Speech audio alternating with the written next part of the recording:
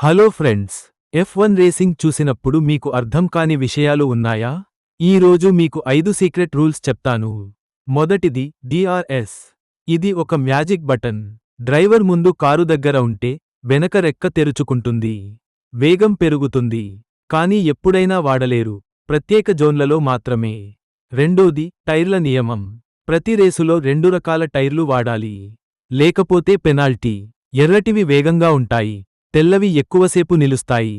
మూడోది track limits. తెల్లని గీతలు దాటితే ల్యాప్ టైం రద్దు. 3 సార్లు చేస్తే పెనాల్టీ. నాలుగోది పిట్ స్టాప్ స్పీడ్. పిట్ లైన్లో 80 కిలోగంటకు మైళ్లు కంటే వేగంగా వెళ్లకూడదు. వేగంగా వెళ్తే జరిమానా. ఐదోది బ్లూ ఫ్లాగ్. ముందున్న స్లో కారు జెండా చూసినప్పుడు వెంటనే సైడ్ ఇవ్వాలి.